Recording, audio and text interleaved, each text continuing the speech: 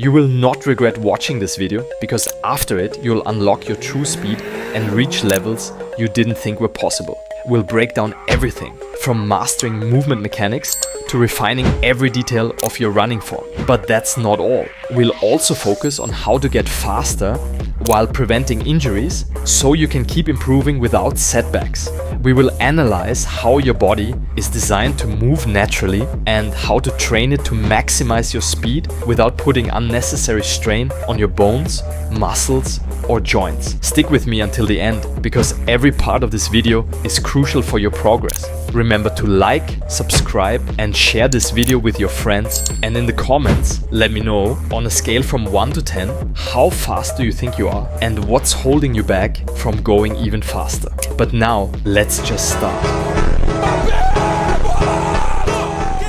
First of all, we need to focus on how to sprint fast with correct posture while also preventing injuries.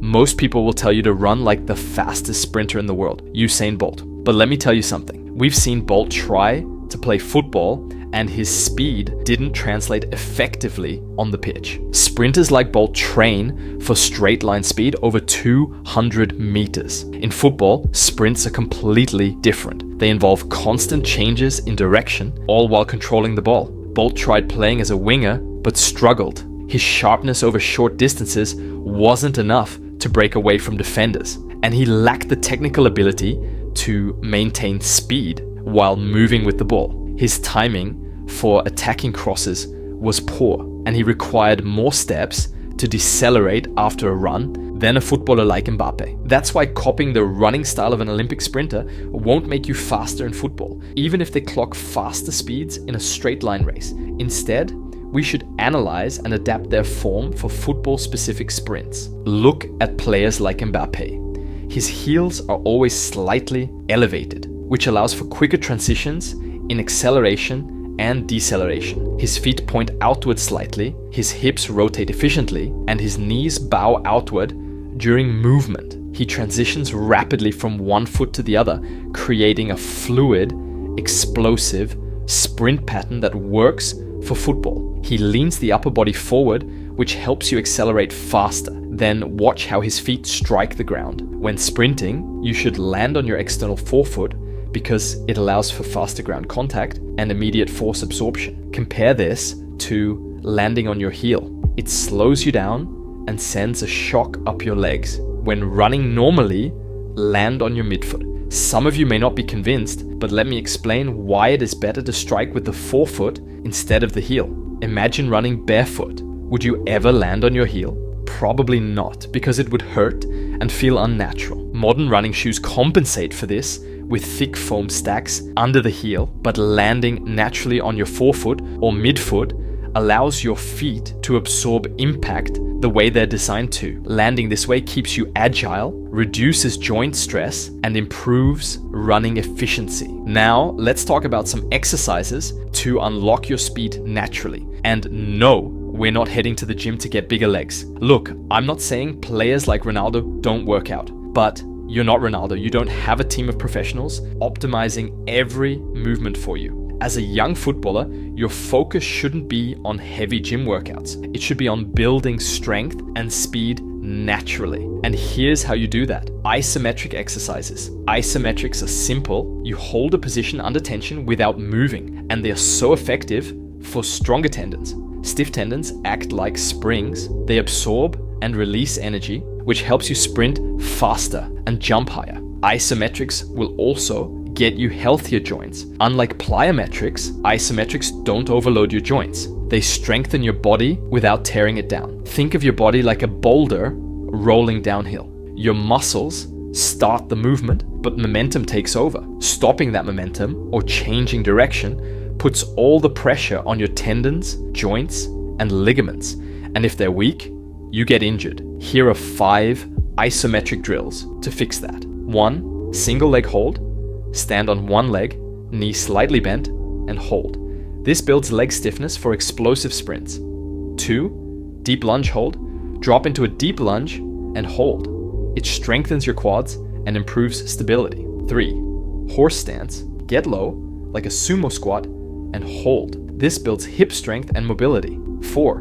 Reverse Nordic hold. Lean back while kneeling. No forcing, just hold. It's perfect for knee and quad strength. 5th, split stance, calf raise. Rise onto your toes in a lunge position. This strengthens your calves for that explosive push-off. Do these drills 1 to 3 times, except for the horse stance, and hold them as much as you can. Do them 3 times a week, or even every day. But at the end of the day, the only way to get faster is by running more. It's so obvious, yet so many of you skip it. You think lifting heavy will make you faster? Sure, strength helps, but sprinting builds speed. It also skyrockets your testosterone, which improves recovery, explosiveness, and energy. To get even more out of it, sprint barefoot. It makes your feet stronger. Your feet are connected to every muscle in your lower body, and weak feet, they limit your speed, balance, and stability. Barefoot sprinting also improves your form. You'll naturally land on your forefoot or midfoot instead of your heel. Think about it. If you ran barefoot on hard ground, you'd never land on your heel. Modern running shoes hide this with thick foam under the heel, but landing on your forefoot absorbs impact better. Your foot takes the load naturally instead of sending force up your legs. This alone improves how efficiently your lower body works. And here's the key. Running barefoot strengthens not just your feet, but the muscles in your ankles and lower legs. If barefoot feels uncomfortable, get barefoot shoes. They allow the same natural movement without hurting on rough surfaces. Now here's the sprint routine you should follow to unlock your full speed. Find a pitch or any 100-meter field. Sprint 100 meters as fast as you possibly can, pushing to your absolute max. Jog the next 50 meters for active recovery. Don't stop moving. Sprint another 100 meters, then walk 50 meters to catch your breath and let your heart rate drop. Repeat this cycle until you physically can't go anymore. The goal is simple. Do more than last time. This routine builds speed specific to football, quick bursts, acceleration, and recovery over and over again. Barefoot sprinting forces your body to move how it's meant to move, strengthening everything from your feet to your hips and removing the bad habits created by cushioned shoes. So stop overcomplicating things. Get on the pitch, take your shoes off, and sprint. The last exercise we'll talk about is the Pogo Jump. Simple, yet insanely effective. They build reactive strength and stiffness in your ankles and tendons. These 2 things are key to improving your explosiveness, sprint speed, and even your agility on the pitch. Your goal is to keep your knees locked and let your ankles and feet do all the work. Bounce off the ground like you're on a trampoline, landing lightly on your forefoot every single time. The movement should be sharp, fast, and snappy, no sinking into the ground. This teaches your body to absorb force quickly and immediately redirect it into the next movement. You can start by doing 3 sets of 20 seconds of Pogo Jumps, but then just cut in 1 set and hold as much as you can. Focus on speed and quick ground contact.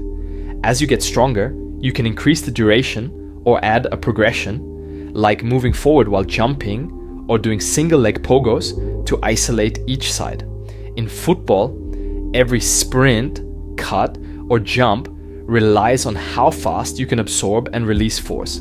Pogo jumps make your lower legs bulletproof.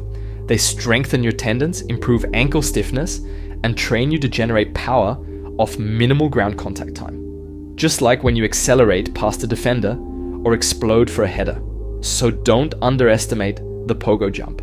It might look basic, but it's a secret weapon for any footballer looking to build true explosiveness and speed. I hope you liked this video, and if you stayed till the end, congratulations. Remember to like and subscribe, and don't forget to share this video with all your friends who are passionate about football, and join my free Discord community. Hit the protocol and take action.